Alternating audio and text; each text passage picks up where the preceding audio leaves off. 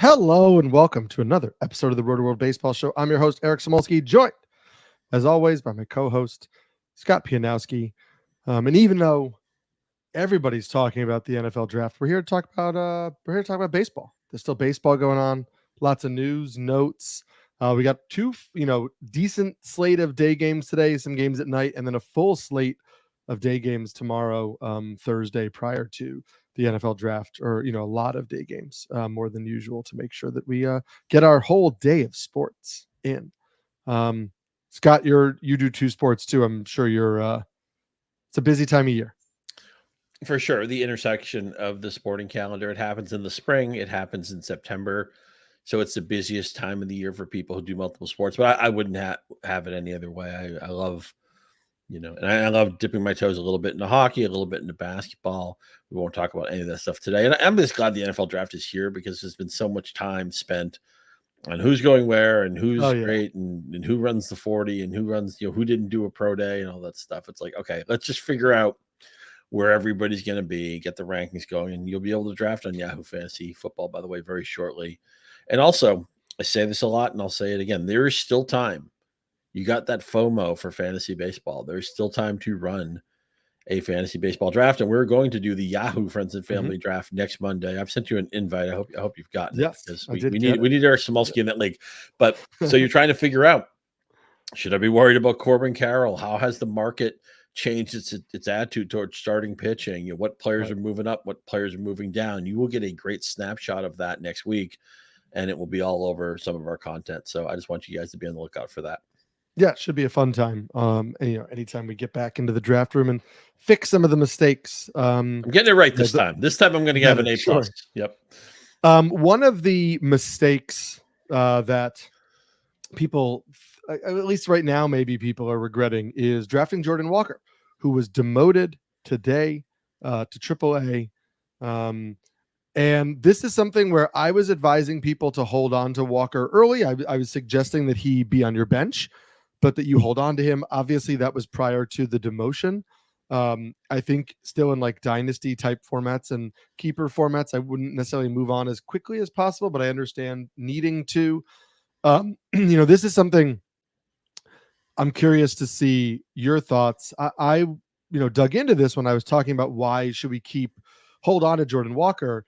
And first of all, I mentioned last year as a 21-year-old, he hit 276 with 16 homers and 7 steals and just a 22% strikeout rate at the major league level. That's pretty good for a 21-year-old. This year, he had a 12% barrel rate. He had improved his chase rate, and his overall contact rate had gone up as well. He was being more aggressive. He was swinging and missing more in the zone, and the ground ball rate was up a lot. So I think there were just a lot of swing decisions where he was being more aggressive, and that aggressive approach wasn't necessarily working for him consistently, but he was getting to a lot of hard hit barrel contact. I didn't think it was at the point where the Cardinals should have just pulled the plug, right? There were positives in chasing out of the zone less, making more meaningful contact. But they're going to pull the plug. They're going to move him to the minors, and maybe he gets a chance later. I'm curious if A, you think it's time for fantasy managers to give up on Jordan Walker, and B, or I guess B, you think it's time for fantasy managers to really think about drafting Cardinals outfielders while they still remain part of the Cardinals organization, because it's starting to be less a joke and more of something actionable that a lot of these guys don't click until they get out of that organization. Right. Yeah. Famously, Adolis Garcia and Randy Arozarena popped after they left St. Louis. Lane Thomas for sure. Unfortunately, Tyler O'Neill's having a great year right now. Bunch of them, right? It's great examples of that. The Cardinals last place last year. I know it's early, but they are in last place in the NL Central right now, a minus 30 run differential. I think what they're doing is kind of penny-wise, pound foolish, because this is not a great team. This is not a team that, their whole design was maybe contend, maybe sneak into the playoffs. Nobody thinks this is a World Series contender. Mm-hmm.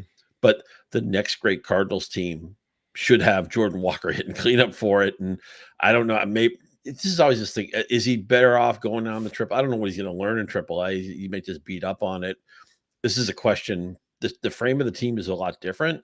This is a question that the Orioles might face with Jackson Holliday at some point. He has struggled in his first couple of weeks, and at some point, you just want him to regain his confidence. Again, I don't know what he learns by hitting against pitchers that he overmatches, but it's where the Cardinals are at. And as always, when you see outlier stats, they usually come with some luck involved. In this case, bad luck. The expected average for Walker, it's not great. It's 228, but it's a lot better than the 155. The expected slugging is over 100 points higher. It's still under 400, so he's underperforming. But there are some signs that he's one of those guys that if he had stayed up with the Cardinals, he would just be like 1, 2, or 3 day period away from everybody like, oh yeah, the buy low window is shut on Jordan Walker. He's like his last 12. He finally hit a couple home runs. I mean, Julio Rodriguez just hit his first home run yesterday, for crying out loud. I'm not saying you can't ever send guys down, and I don't know. I'm not in the locker room. I don't know if there's anything else if they didn't like something he wasn't doing preparation wise or something like that. I can't speak to that. But if the Cardinals were going to do this, I don't see why they couldn't have waited a couple of weeks. I feel like they look at their team, they're in last place. A lot of guys are underperforming. It's not like you're ever going to send Paul Goldschmidt down or something like that. I mean, this is a card they could play. So they're playing it. I think it's a mistake. Now, what do fantasy managers do? I would try to hold him if you can. I know it's hard to stash everybody, and I don't want to give that. The cheapest advice is just to say stash everybody, because then if he comes back, it is great. We look good. And if he isn't that, like, okay, well, hopefully you moved on eventually, blah, blah, blah. I would not drop him unless you had an ad that you thought made sense. If he's standing in the way of progress you need to make on your roster, holes you need to fix right away. Though if you're in a smaller league, obviously the waiver wire is probably very rich. I can sign off on cutting Walker. I would try. I think in a 15-team league, you probably have to wait it out a little bit, hope he just mashes and comes back up. In the 10 and 12 formats, you're probably cutting him. But I blame this more in the Cardinals than I do Jordan Walker. That's my stance on this. I think we're on the same page there. The other big news from today, Wednesday, was that Blake Snell is headed to the IL with an adductor strain. You probably couldn't draw up a worse way to defend your Cy Young than to not get to pitch at all in spring training as you hold out for a contract, to finally get that contract and start the season late and get hit hard in every single start that you start in, and then land on the IL with an adductor strain. Listen, DJ and I were asked this question on our Q&A, which we do every Tuesdays at 1 p.m. over on the Rotoworld YouTube page.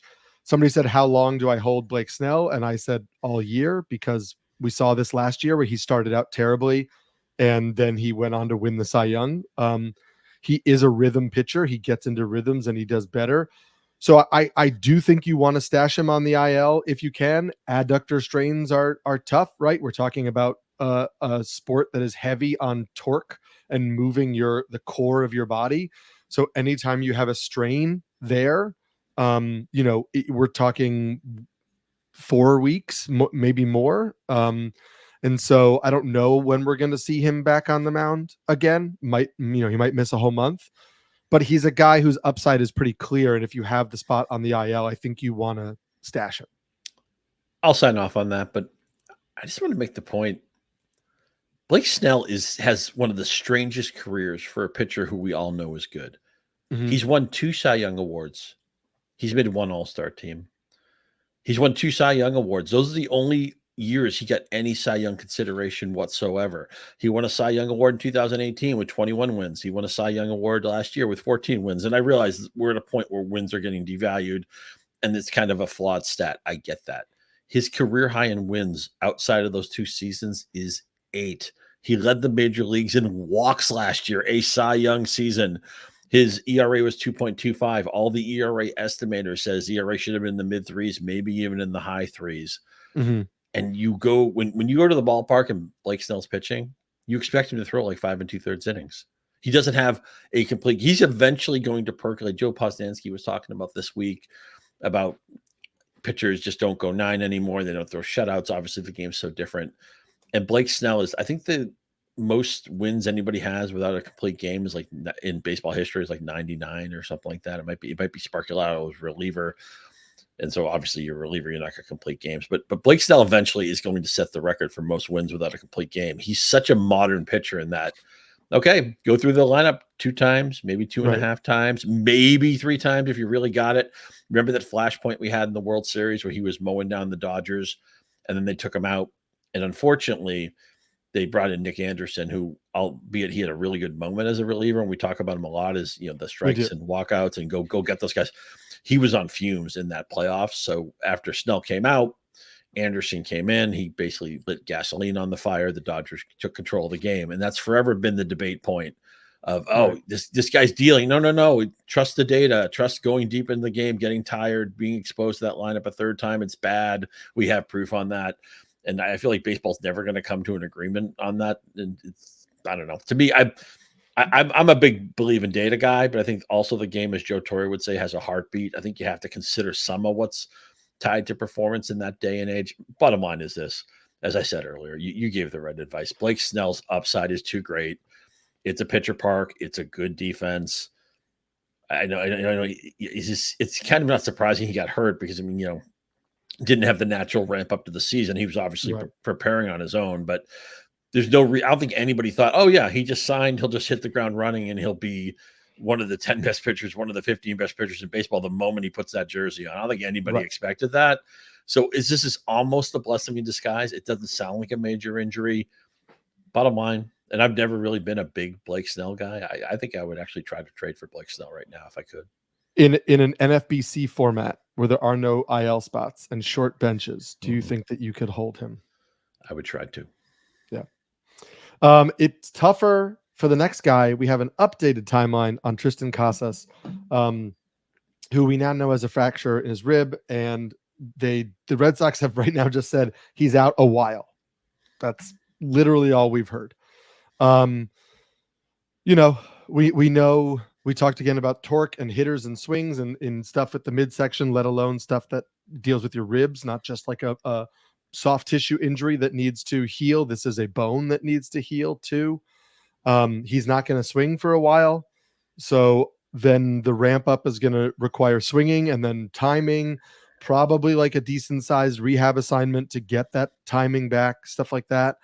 It wouldn't surprise me if you're talking about like 2 months here without Casas, but we're speculating, right? We don't know other than out a while. I'm holding him in leagues where I have an IL.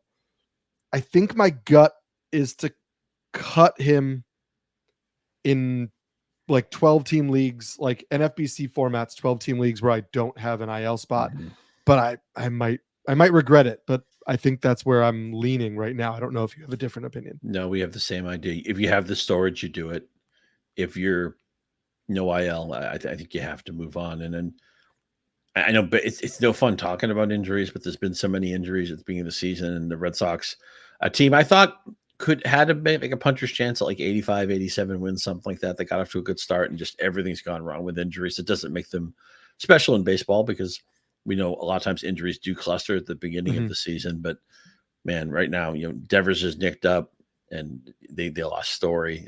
Casas, we talked a lot about this on Monday, and that pitching staff that looked like so many right answers. They still have some guys we want. We still, Tanner Houck can help you, and Cutter Crawford, I think, is going to go down as one of the right answers of the season. But they lost Giolito before you even threw a pitch for them, and they've continued to get hit hard with that. So maybe the 85 to 87 win team I was dreaming about is a 75 to 77 win team. But I agree with you. It comes down to if you have the injury storage area for Casas, I'll sign off. Otherwise, and here's the thing. I know it's hard to cut a player like this that you liked, that you invested draft capital in. And that when he's on the field will produce. So for sure, you have the fear that somebody else will pick him up and person will get production. People were cutting Casas left and right last year when he started off the season slow. Because of my biased fandom, I held on wherever I could and picked him up wherever I could. And it worked out because he was great from June on. And so you could cut him right now and he's only out, let's say 6 weeks, and he comes back in the middle of June and does what he did before. And you're like, why did I do that? I just feel like their wording is ominous enough here that I have no I don't really have any faith he's back in like before July. It's really tough. We talked Monday about when teams give you the sunshine, happy news, you be careful, have your BS detector on high alert. When teams give you bad news, you have to take it at their word. And I don't want you being afraid to make a mistake in fantasy sports is the mistake. Okay. NL tout.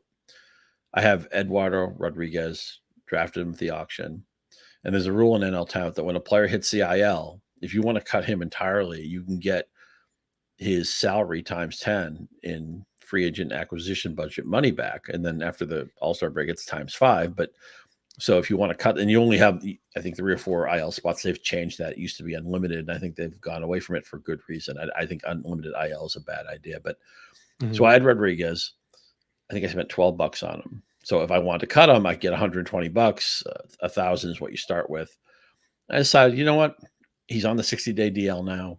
It's going to be so long before he's even back pitching. And then what if he doesn't pitch well? We've talked a lot about steering into relievers. I kind of want to steer. I do have Logan Webb on that team. He's very good, but Brendan Fott, who I think is solid, but I wanted to steer into a more reliever heavy staff anyway. I don't know if Rodriguez is really all that great. So I decided to cut him. It comes to the first waiver period after I cut him. And Derek Hardy, who's a heck of a fantasy player and just a smart guy in general, he bid over $300, 30% of his fab on Rodriguez.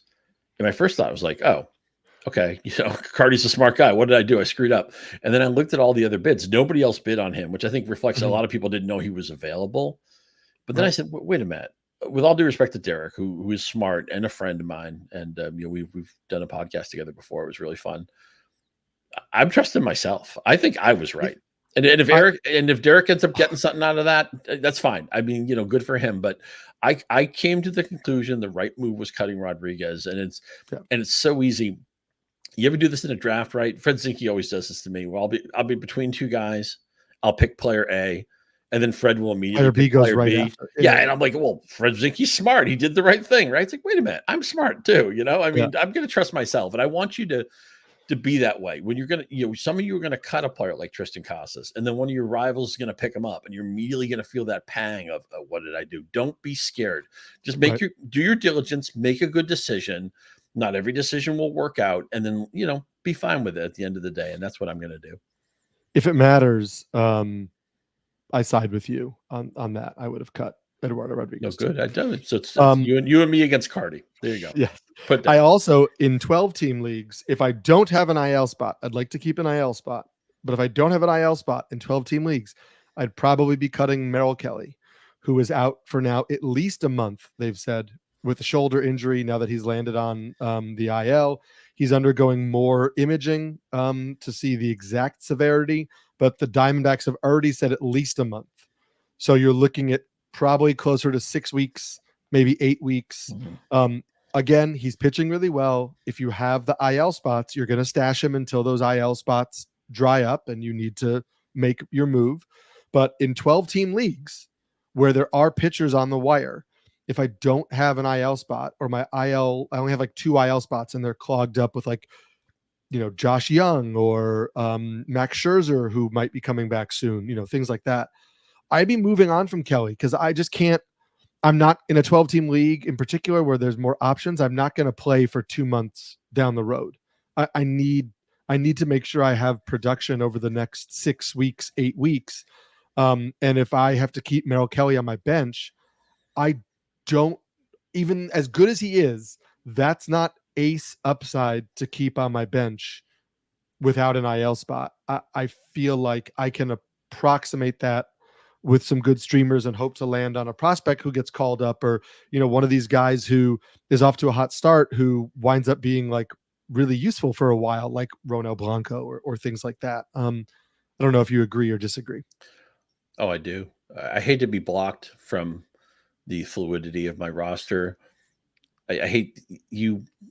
One of the worst things you can have is a player who is, you can't start him. You can't play him, whether he's unreliable at the moment or he's hurt. You can't trade them, and they just stand in the way of you having progress with your roster. And especially in leagues where the wire is fruitful. If the wire isn't fruitful, you may be forced to hold guys like Merrill Kelly, but you're playing a man down. You're playing a slot down. And then other people are getting the hot pickups. And some fab weeks are better than others. I think last week was actually a really rich one. And I'm glad in a lot of my leagues where I needed the fresh coat of paint, I went in there and I got out the paintbrushes and I had like 3 or 4 new players, in part because I'm just like that sometimes, a little bit of retail therapy. But I thought it was a good week for pickups. Maybe this week won't be. But when you hold, there are some guys you have to hold. I get it. But when you hold too many of those guys, especially in like an NFBC format with no IL spots, it's going to kill you when you're going to miss guys. And especially now, where for all the walk-up we do, for all the analysis we do, anything that happens in April in real games means more than stuff we were speculating on in March. Right. The real stuff you have to react to. And so I just don't want to play a man down. I don't want to play with less resources than my opponents because I'm giving somebody, especially a pitcher who's hurt, no guarantee when they come back. We always talk about when those 4 to 6, 6 to 8, always hear the high number, not the low number. Never assume the pitcher comes back, or the player for that matter, but the pitcher especially comes back at his level of previous effectiveness. I don't want you to be blocked by by being an injury optimist. I always think that's a losing play in fantasy. I agree with you for sure.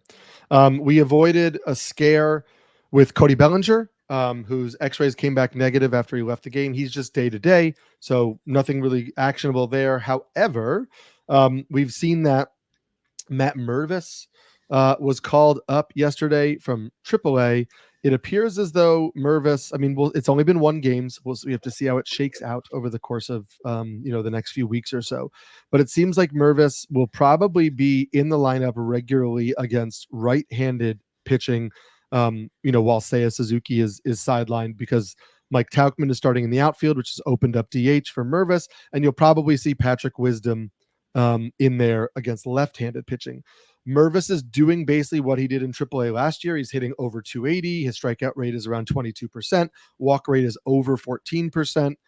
Good power. It didn't translate at the major league level last year, but this still seems like a profile that should be interesting to most people if he's going to play against right-handed pitching in a pretty solid lineup, because he strikes me as a guy who makes enough contact and has enough power in his bat to be a solid fantasy asset as like a corner infield type. And I know like corner infield is rough right now with, a lot of third baseman, first baseman now with Casas too, down, like in a league where my best option at first base on the waiver wire is Ty France. Like Mervis joins that conversation to me, potentially with a lower floor, but a much higher ceiling if it clicks.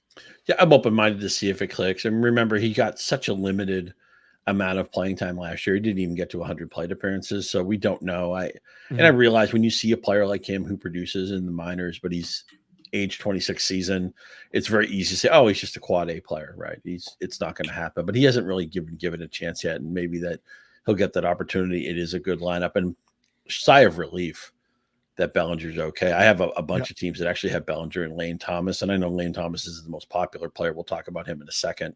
But to lose both of those guys on the same night was painful for me. And if you told me, and I don't mean to be cavalier about these guys, it's their livelihood and everything, it's their human body. But if you told me that one of them would avoid the DL and one of them would hit it, I probably would have taken that. And it sounds like that's what I'm going to get. Yeah, it's a little lucky on Lane Thomas, unlucky on Lane Thomas, lucky on Cody Bellinger. Lane Thomas has a left MCL sprain. He is going to land on the IL. The Nationals are calling up Trey Lincecum, who had been filling in at third base when Senzel was out. But it feels like the logical change here in terms of lineup is that we'll see Eddie Rosario get more at bats in the outfield for Washington. He had been playing semi-regularly, but it feels like he'll be in there more often now with Jacob Young and Jesse Winker. Eddie Rosario has flashed in the past, so in 15-team leagues or obviously like NL-only types might be worth a short-term ad to see if, getting regular run in the starting lineup is helpful to him. And then Lane Thomas, look, it's an MCL sprain. You're dealing with, they haven't given an exact timeline, but you might be dealing with around a month. I think you try to hold where you can because Lane Thomas already has 10 stolen bases on the year and very clearly is a solid fantasy asset. I don't think you want to drop him, at least until we get a more clear timeline from the Nationals. Yeah, the thing that really hurts, though, is that Thomas wasn't hitting at all. And the only thing that was keeping his fantasy value afloat was that he was running so aggressively. It's a team that wants to run We know Abrams is like that, and there's other players on this team. Garcia is like that. And so if Thomas comes back, I hope he's healthy enough to run because he may need it to offset. And a lot of people called for regression. I thought Thomas was a good fantasy pick because I thought he could give back a lot of his surprising 2023 season and still meet a very reasonable ADP. And I think he was going to do that if not for the injury. But unfortunately, now that he's hurt and it's possible to see him coming back and not as proactive running, that has me concerned. I got to admit, Rosario was better last year. Atlanta lineup, of course, totally different than Washington's, but he had a league average OPS plus. He hit 21 home runs. He had 255, which won't hurt you. We know he doesn't run much anymore, but he was a better player last year than I remembered. I know he hasn't hit a bit this year, but it's, 50, 60 at bats. So what? I think this team still is a little bit plucky. I mean, we know Abrams is really good. They're getting Ruiz back. Jesse Winker, we talked about some on Monday. He's always been able to hit when he's healthy. It seems like he's healthy again. Obviously, Washington's a losing team, but I think there's more fantasy value to be mined here than maybe we thought a month ago. Well, we like a couple other pitchers too. We've talked about them a lot. So unfortunately, it looks like Lane Thomas won't be a part of that for a while, but I don't want you to just blow off this team like, oh, okay, if you don't have CJ Abrams, who cares? There's other guys here who I'm interested in, and maybe even Rosario is going to be one of those guys. Yeah. We'll end with some pitchers. Just a quick note because it segues into the pitchers. DJ LeMahieu had a setback on his foot and is going to see another doctor. I don't know that many people were rostering LeMahieu outside of really deep formats, hoping he was going to come back. It seems like that will be delayed. I don't know that he's fantasy relevant until he's out on the field again because we don't know what we're going to get from him. His teammate Garret Cole is set to move to bullpen work, like mound work next week. He was throwing from 120 feet flat ground. He's going to move to mound work next week. Mound work, bullpens are going to build up till he can go to games. And then from games, he's going to be in rehab, a rehab assignment, then come back. So there's still a long road for Garret Cole, but we're moving in the right direction. Bryan Woo has already had a rehab assignment, and Max Scherzer is going to have a rehab start this week. So between those three guys, Garret Cole, maybe still a couple months away, but trending in the right direction. Scherzer and Woo probably, within a month, we see them back at the major league level. Do you have interest in any or all of those three pitchers? I'm interested in all three of them. Cole is probably the one that concerns me the most because he's the furthest away, but we know even a semi-healthy Garret Cole could be worth. Scherzer's just one of those guys, like Clayton Kershaw, like Verlander. If they're healthy, hopefully like Jacob deGrom, if they're healthy enough to pitch, they're going to be good. I'm not worried about that. And Woo, the idea for me before the season was to draft as many Seattle pitchers as I could. I didn't get as much Woo as I thought I would.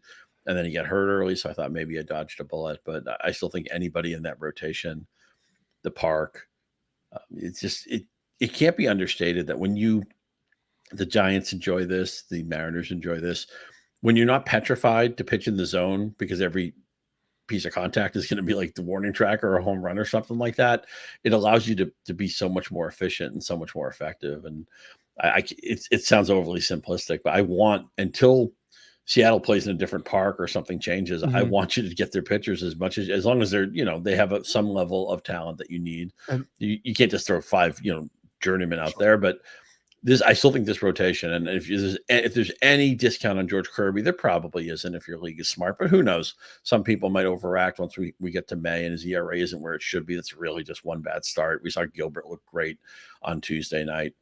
Anybody in the Seattle rotation is of interest to me, and that includes Woo. That stadium argument also applies to, Scherzer and the Rangers, who also have a great stadium. Scherzer is one of those guys where we know he's going to be solid when he's healthy. We don't know how long he stays healthy. Back injuries are a concern, but I agree with you. I have interest in all three. I'm not yet, like, if I'm in a league without an IL spot, I'm not yet picking up a Garret Cole because I still think he's, 2 months away, and I don't really know what's going to happen with that. But, Cole's rostered in all three of these guys are rostered in most places. I think Woo, who only threw 35 pitches in his first rehab start and looked good, but he might need 2, maybe even 3 more to build up to come back. So we're still looking at a little bit of time, but I like all these guys. I'm glad you mentioned the Texas park too, because it took me a while just to get it through my mind that, they played in Arlington forever, which was just had a jet stream to right center field. And obviously, I don't know how they ever had an outdoor park in Texas as long as they did. I went to a game in Texas a few years ago. It was August game. A few years ago, it's probably a solid decade ago. August game, night game, and it was just so humid and gross. I've never been to a baseball game I wanted to end quicker than that game. Even though the park was beautiful, it was a good game.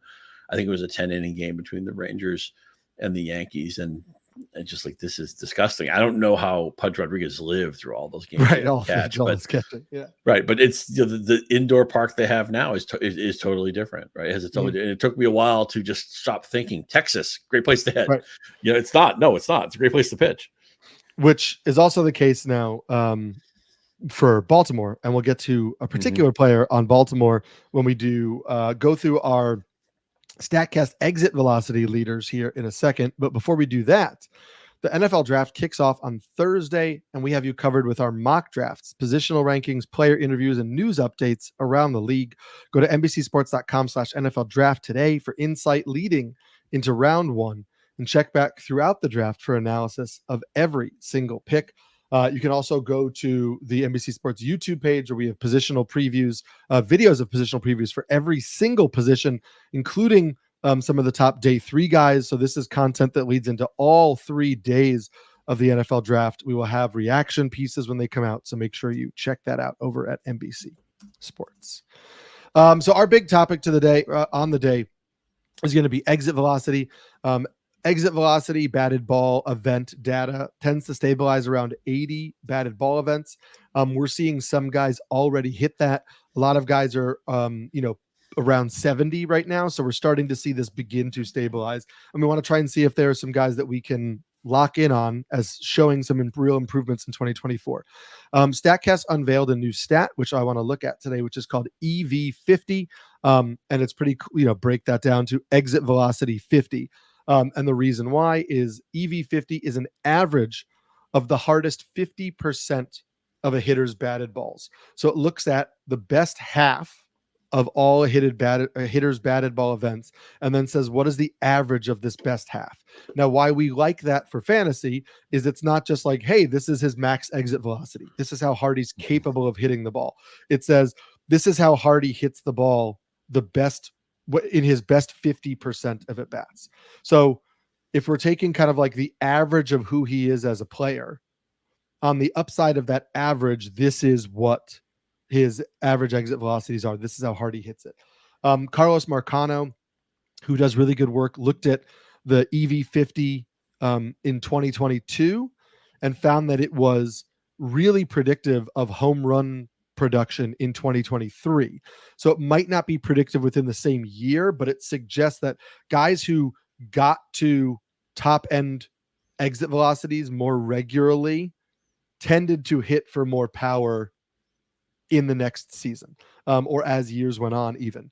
And you can also look at the leaderboard, right, of like the top 5 guys right now this season. You have Shohei Ohtani, or we'll go through the top 10. You have Shohei Ohtani, Bobby Witt Jr., Kyle Schwarber, Gunnar Henderson, William Contreras, Juan Soto, Giancarlo Stanton, Vladimir Guerrero Jr., Aaron Judge, Adolis Garcia. Like, these are all guys that we acknowledge hit the ball very hard, right? So in some respects, the stat, that is another way that kind of checks out this stat.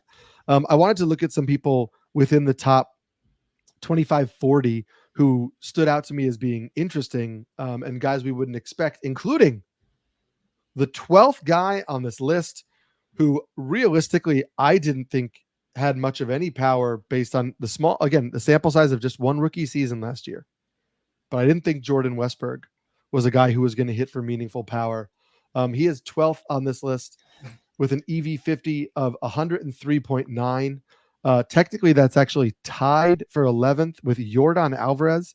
So if he is hitting if he has the same contact quality stats in terms of batted ball exit velocity as Yordan Alvarez, we know we're in the right direction. He has 5 home runs already on the season, 18 RBIs, a 316 batting average, and a nearly 13% barrel rate. I think I can just admit I was wrong on my expectation of the hitter that Jordan Westburg was. He never really put up. I guess he did have a 27 homer season in the minors in 2022, and it was 18 homers in 2023. But I just didn't buy into him being more than like a 20 homer guy at the major league level, and I probably need to recalibrate that. I'm gonna take the loss on that too. I never considered. Not only did I not draft him, I never considered it. And Westburg, maybe part of the problem with him is that he's just such a part of a loaded organization that to be an interesting prospect, but not a glittering prospect, you get a little bit lost in the shuffle. His Savant page, so all the hard hit data, which is why you get on this list in the first place, it's just pinned to the red. It's pinned to the right. It's all red. It's gorgeous. Now he's striking out a bunch. He's chasing a bunch. Yes. And so this is the type of thing you worry about. Like you think about like Ellie De La Cruz last year, and I realize like Ellie De La Cruz is blowing up baseball right now. Last year he was so good when he came up. I actually thought that he had a case to be on the All-Star team. It's supposed to celebrate the best players. He's one of the best players. Let's get Ellie De La Cruz out there and have some fun watching him play. And then the second half, I think he hit 192. Pitchers adjusted. Ellie didn't adjust, and he not only did he swing and miss a lot. I mean, he swung and missed at a lot of bad pitches, right? I mean, he had some at bats where it's like, good morning, good afternoon, good night, go sit down. And of course, now Ellie's winning the battle this year, and I'll be very curious to see where he goes in the draft next week. In the case of Westburg, pitchers will adjust, and they're certainly gonna stop challenging him. That's for sure, because he's just murdering mistakes and he's murdering stuff in the middle of the plate. But because his hard hit contact is so explosive, I mean, this is something that's kind of unseeable. We're deep enough. We always talk about stabilization. We're deep enough into the season that this stuff has meaning. And I talked about, hey, just draft all the Seattle pitchers, right? What about just draft all the Baltimore hitters? I mean, look, right. You had to elbow your way past some guy. The Rutschman would have been hard to get, and Henderson might have been hard to get, but at least you and I were early to Casas. He's on a bunch of our teams, and I know a lot of our listeners got in on him as well. I have no Westburg. In fact, I might even make a FOMO pick for him next week. We'll see. Yeah. I just worry that, and I realize, the Ellie De La Cruz story, he hit 192 in the second half. I'm not saying that's what Westburg's going to do, but there's going to be a second act to this. The pitchers are going to adjust, and I don't want to see at the end of the season. I don't want to see the bottom of his slider page to still have this ugly strikeout rate, to still have this ugly chase rate, the whiff. All of those numbers need to get a little bit better for me to take him seriously long term. Yes. But if your contact is just explosive, man, I got to tip my cap. And again, I'm taking the L on this too. Yeah, the chase rate you mentioned is up a little bit. The contact outside of the zone is way down. His contact rate overall is just 65%, Jordan Westburg. That's not good. And he has almost 17% swing and strike rate. So the contact he's making is super authoritative, and we like that. And his swing decisions, actually, if you look at like his swing decision metrics on places like Pitcher List, which have those rolling charts, his swing decisions aren't terrible, but his contact ability is just, I mean, it's like sub 10th percentile in baseball. It's really bad. And that could be part of selling out for power. So maybe he does need to recalibrate to kind of get back more to that contact and give away some of the power. It'll be interesting to see how he adjusts, because we've seen the power now. We know it's there. It reminds me a little bit of the guy we're going to talk about next, which is Matt Chapman, who's 14th on this list with a 103.8 mile per hour EV50. Where like we know Chapman hits the ball hard. We've known Chapman hits the ball hard for a few seasons now, but also the contact rates have not been there enough, and we've seen the production dip. And I'm curious if you just think we're gonna see the same story again. Like Matt Chapman will continue to be, really good on it when you look at barrel rates, and really good when you look at like all the Statcast sliders. And he's just gonna put up pretty meh surface level stats. Yeah, I think Matt Chapman is who he is right now. He's going to hit about 235 with like 17 to 20 home runs. He's your best friend if you have any of the pitchers in the Giants staff, because his defense, he's basically like a shortstop playing third base. His defense is so good, but so he's a useful player. Probably a better real life player than fantasy player, but there's going to be, and he's encouraging. He's actually running on a team that doesn't want to run that much. He somehow has 3 stolen bases. Nobody saw that coming. So maybe he's interested in steal. A lot of stolen base is the will over the skill, right? Just the willingness to want to do it. I'm a Matt Chapman fan, but he's gonna drive you crazy for fantasy, because when these guys who have the profile that he does, with the high fly balls and the high strikeout rates, there's going to be like 1 month where he hits like 165. That's just part of who Matt Chapman is. And obviously he's in one of the worst hitting environments you can be in. I do think he's actually fairly projectable. I think we know what he is. There's some security in that, right? At least you know what you're getting into if you trade him, if you pick him up, if he's part of your team. I think he has a very narrow projection, which I'm okay with.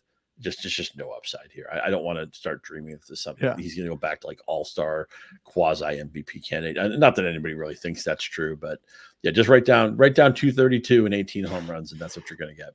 I was going to say the profile is super weird. He's swinging way more outside of the zone, but making more contact outside of the zone, and his swinging strike rate is down overall. But he's swinging less in the zone, but making more contact in the zone. It's all just like, I'm not sure what the approach is, other than because he's again swinging a lot outside of the zone, but swinging less in the zone. It is kind of like caught, like, I guess somehow selective. Like it's just a little strange. The barrel rate is, under 11%. So it's worse than it was before, even though he's making good hard contact based on his EV50. It's a confusing profile. I wanted to highlight the next guy who we don't have to go into because we talked about the Orioles at length again, but number 17 on this list was Ryan Mountcastle, whose exit velocity 50 was 103.3 miles an hour. Mountcastle is hitting really well to start the year. I just think he gets written off, because of the vertigo he experienced last year, which really kind of impacted his production. And also because people see him as like the guy blocking Heston Kjerstad and the guy blocking these top prospects, but he's hitting 333 on the year with a career high walk rate and a career low strikeout rate. Obviously the contact quality is good. I just think Mountcastle deserves a little bit more respect. Underrated player. If they get one more pitcher of impact, and I realize that's not an insignificant thing, I would view them as the prohibitive favorite to win the AL pennant. This is such a good team, such a deep lineup, to the point that even if like Holiday doesn't happen this year and they send him down, so what? I mean, right. the team's loaded, man. The pipeline is so great. And Mountcastle also gets a little bit shielded because he's not one of their MVP candidates. He's not one of the faces of the American League, but almost his entire slider page is on the right-hand side. Just a really good, underrated player. And also, I wish, I say that I want diversity of like ballparks and strategy and everything, but I just, for some reason, I hate the fact they moved the fences back a few years ago with that left field and everything, but whatever. That doesn't stop them from hitting home runs. So get as many pieces of the Orioles as you can. Mountcastle is one of the most underrated players in baseball right now. Yeah. And he definitely has the ability to hit out of any park. The last guy I want to talk about, there's 2 more. But this guy is somebody who I guess would be surprising for some people to see up on this list, because a lot of people are wondering if it's time to give up on Oneil Cruz. But he shows up here 20th overall with 103 mile per hour EV50. We've always known he can hit the ball hard, but his strikeout rate is 37% this year. He's hitting 237. His barrel rate is just 5.4%. because the launch angle is lower, as he's hitting almost 60% ground balls right now. What do you make of Oneil Cruz? Are you intrigued because of this contact quality? Are you concerned because of, the strikeout rate and the ground ball rate? Where do you land on him right now? So the story before the season was, I can't take Yeli De La Cruz in the second round. That team's so deep. What if he gets off to a poor start? Maybe they'll send him down. Is there any chance the Pirates would send Oneil Cruz down, even if it's just like, look, just go beat up on some players you're superior to, and then we'll see you in 2 weeks? I mean, the OBP under 300. I can't imagine how a guy who hits the ball as hard as he does has a slugging percentage of 355, but you can never hit the ball hard if you don't make contact in the first place. And all of his plate discipline stats are really bad right now. he needs. I don't think it would be the worst thing in the world to just say, look, just go down, just go mash. You're coming back in 2 weeks. It doesn't matter what you do. Just go down there and hit 390 because you will, and hit like 6 home runs and come back, and then we'll have a great second half of the year. I'm concerned about Oneil Cruz. Even at discount, I would not be interested in trading for him. Yeah.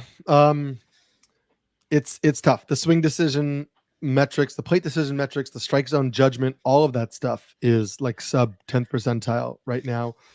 I don't see them sending him down, but I could be wrong. Weirdly, he's still making more contact than Jordan Westburg, which tells you a little bit about what we talked about Jordan Westburg's like overall contact rates not really being sustainable with these results. Is that Jordan Westburg has a much higher swinging strike rate and a much lower contact rate than Oneil Cruz, but is making a lot more quality contact, a lot more line drives, whereas Oneil Cruz is hitting a lot of ground balls, which given his speed shouldn't be terrible for him, but also given his power is not really what we want to see. There were some plate discipline concerns with him before, and so the fact that they're still here is not great. I'm obviously trying to hold wherever I can. I'm not trying to like sell low because we know what the upside is, but I'm starting to get a little bit nervous as somebody who has him in a couple places for sure. A surprising name we'll end with here is Starling Marte. A lot of questions coming into the year about Starling Marte's health.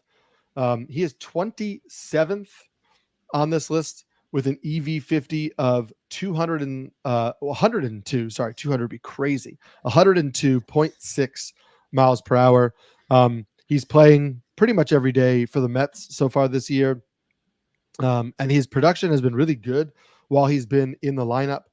I know that he was kind of just like a speed only asset for most people coming into the year, but he's hitting 305. He's got 4 home runs to go along with those 6 steals. I kind of feel like this is legitimate. Like nothing about this feels fluky to me. Like, sure, maybe the batting average could settle around like 280, but I don't think this is somebody who's like way out over his skis. And I'm curious if you would agree.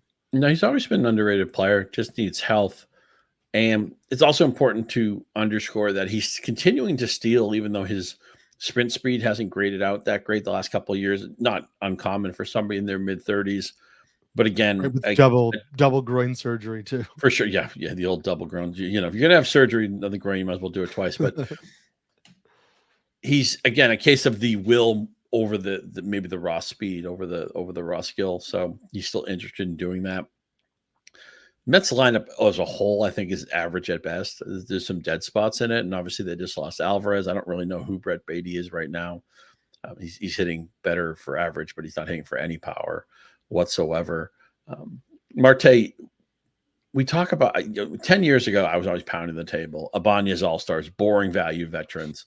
Mm-hmm. And I'm still interested in that type of player, but I've tried to, especially in fantasy football, but also in fantasy baseball, I've tried to skew younger because that's where the career seasons are, right? And that's where the MVP, that's where the improvement is. That's where the spike seasons are. Not that, every once in a while somebody has like a great year out of nowhere at age 34, but that's not the way to bet. That's just not the way aging curves work. That's not the way the whole actuary business works. But there's going to be cases where a player hits a certain age, people just write them off, or it's just no more buzz. Again, they're boring players. And even though I don't use that frame as much as I used to, I think it perfectly fits Starling Marte, and I think he's going to easily pay back or make profit on what was a reasonable spring ADP. Yeah, it's nice when you can get those boring guys and they work out for you. A couple names I'm going to throw at you that appear in the top 40 of this EV50 stat. And I'm curious if there's a name that maybe jumps out as like a guy that you believe in more than the others. But Wilson Contreras, Brandon Drury, Riley Greene, Brenton Doyle, Ty France, and Josh Naylor all also show up in the top 40. Is there anybody here that you're thinking warrants more attention? I swear I'm not just saying this because it's convenient because he hit 2 home runs last night, but I'm a Riley Greene guy. I was a Riley Greene guy before the season. I like that he looks like he's going to hit leadoff more often than not going forward because volume is a big part of fantasy. Drury's been hurt early in the season. I still think he's going to be useful. He plays all over the field. The Angels haven't. Their offense has been a little bit better than I expected. So I'm still interested in Brandon Drury. Wilson Contreras, I guess he's not the quote unquote good Contreras. Willem has usurped him, but Sure. he's still a good hitter, man. And he's second year with a new team, big contract. I think he's going to be a profit guy. And at least Brenton Doyle is Colorado. That lineup will depress you, and you have to deal with when they go on the road, their timing's all screwed up and everything. So you have to live with that. The first four names, I'm interested in all of those guys. Greene's like pound the table. I want you to have him. Drury's probably cut in some leagues. I think I'd add him if I could. I still think Wilson Contreras will at least meet his ADP, maybe beat it. Doyle's one of the few things I'm interested in Colorado. You would have to talk me into France, and you'd probably have to talk me into Naylor too. Oh, I love Josh Naylor. I think that Josh Naylor is perpetually underrated. People, when they were saying, "Oh, we'll wait on first baseman," you could get like, CES or Spencer Torkelson. I was thinking you just get Josh Naylor. Like, I was happy to take Josh Naylor over Spencer Torkelson. This is a guy that makes an elite amount of contact, sub 12% strikeout rate, career high walk rate, almost around 9% right now. He's hitting 321 with 6 home runs, 12.5% barrel rate. He's not like, it's like a lot of line drive. Like, he's not pulling the ball significantly more. He only has a 35% fly ball rate.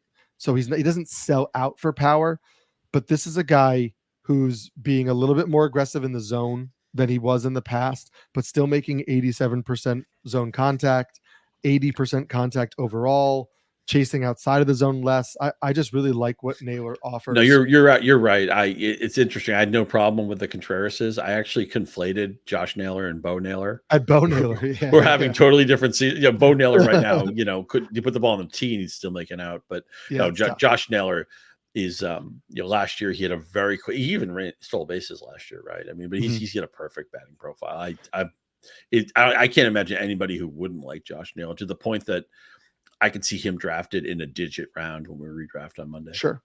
And I'll second your call on Brenton Doyle, who I am adding. I do a weekly ad drop video on our YouTube page, and he is my recommended ad for the week. He's hitting, 313 right now. I don't think that's going to stick, but he hit 203 last year. So we're seeing huge batting average gains because he's swinging less overall.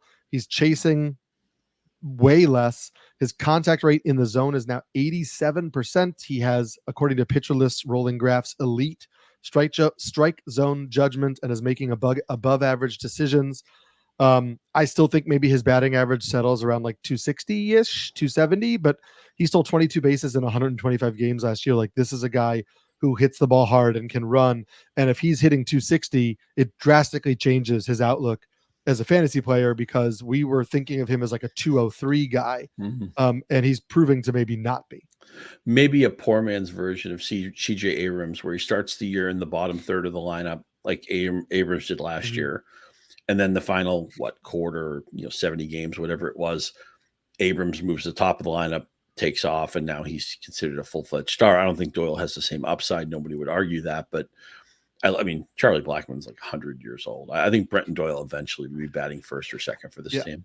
And it's important to know, we don't talk about defense a lot here, but when you play Gold Glove caliber defense in the outfield, you're going to get in the lineup for sure, pretty much every day. Especially at center field, where we know the most important positions on the diamond are all the positions up the middle. In Colorado, here's the thing that a lot of people miss about Colorado. Think, oh, it's the thin air, the ball travels. Yeah, that's true. But the field is so gigantic, and there's so many cheap hits in Colorado. That's I think the main reason why the scoring is so crazy there. So you need to have you need to have a great shortstop. You need to have a great center fielder to have a fighting chance to get off the field. That's why Tulowitzki was so important for this team. That's why it was so important for them to move. They kept Blackmon in center field much longer than they should have, and now he's pretty much just a DH. But Brenton Doyle is you could argue the most important player on this roster. It's wild to say it, but I don't necessarily disagree. It's sad, but it's probably true. We're going to get to some guys really quickly to wrap up here that we're on the bottom part of this metric. But before we do that, Sunday on NBC and Peacock, the IndyCar series continues with a stop at Barber Motorsports Park, which is Sunday at 1:30 p.m. Eastern Time on NBC and Peacock. So make sure you check that out. Sunday, 1:30 p.m. Just a couple guys at the bottom here. I want to ask you really quickly. There are some guys that we expect not to hit the ball hard. They've always made it work without hitting the ball hard, but they pop off here in the bottom 7 hitters in the league in EV50. It's Luis Arraez, Steven Kwan, and Andres Gimenez. Basically make the least amount of hard contact of anybody consistently in the league. Do you care? I mean, we've seen them succeed without hard contact in the past, so this doesn't really move the needle for you, does it? That's the point. That's what their script is. That's what their special sauce is. I'm not at all holding it against them because I think we expected it before the season. Yeah, the only one I hold it against a little bit more is Andres Gimenez. And the reason for that is I think like as a younger player who hit 17 home runs in 2022 and 15 home runs last year, I think we were thinking, oh, could he push to 20? Like, is there more in the tank? So seeing him here with guys like, Kwan and Benintendi and Nicky Lopez and Luis Arraez doesn't make you feel good about him, being more than a guy who maybe hits 12 to 15 homers, which again is not a problem when you could also potentially steal 30 bases and hit 270 or 280. It's just a recalibration of who Andres Gimenez is as a fantasy player. Remember when Andrew Benintendi was great? Very briefly, but it was like 100 years ago. Yeah. I mean, coming out of Arkansas, he was like one of the most advanced hitters in that draft.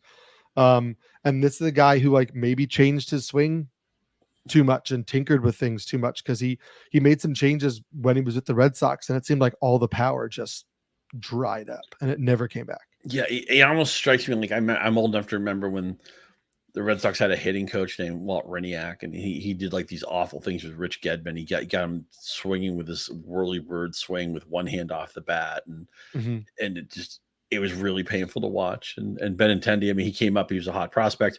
At one point, the big thing with the Red Sox is, they have 3 center fielders in their defense, right? They're all capable of winning Gold Gloves.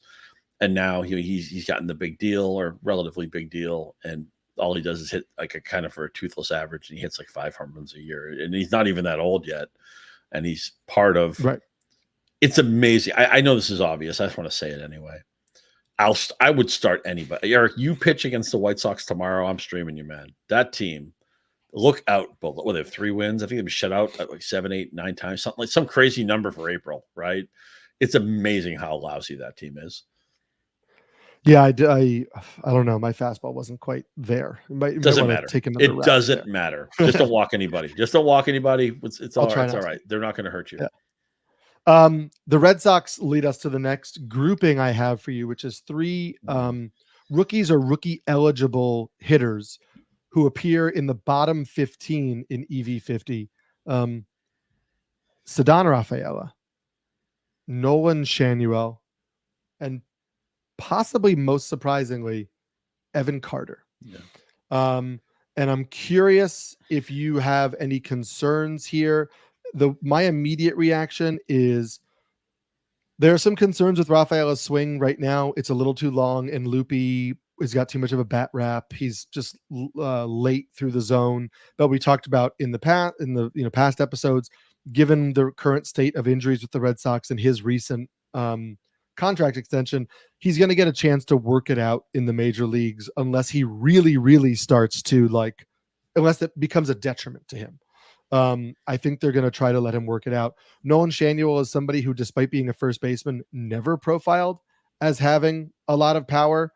He is an on-base percentage guy, so I don't think seeing him on this list really surprises people in terms of like, oh, this is a power hitter who's not hitting for power. It's not really him.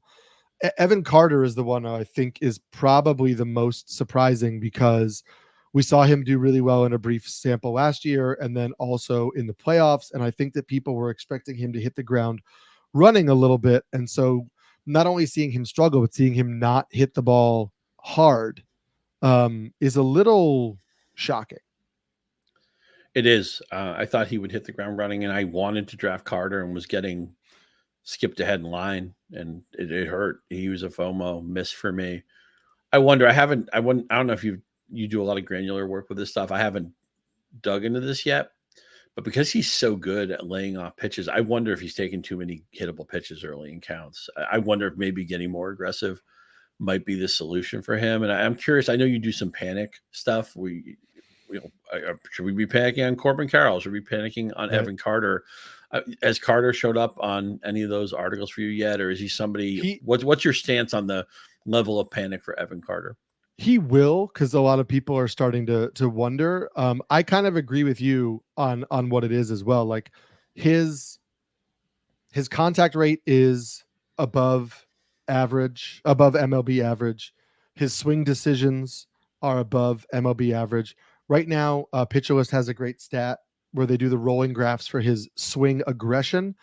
So kind of like it measures the amount of pitches and the swing frequency above expectation. And he is below the 10th percentile in swing aggression.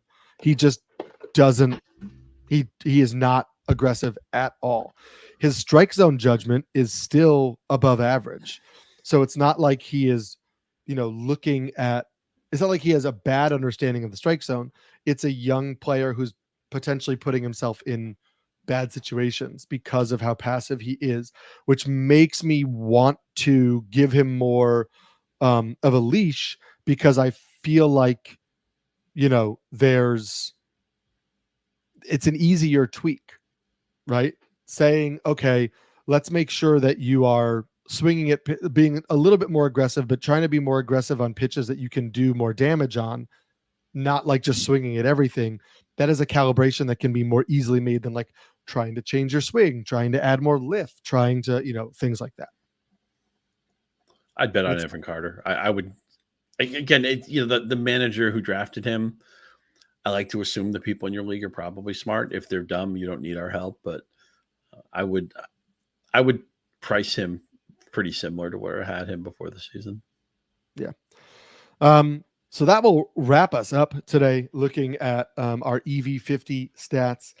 Scott and I are going to be back after the weekend to go over some of the weekend news and notes, the waiver wire claims. And then I think we're going to look at some more pitching next week. It'll be a month into the season. We can start to kind of recalibrate our thoughts on who should be, where in proverbial rankings, or whose breakout is for real, and all that kind of stuff.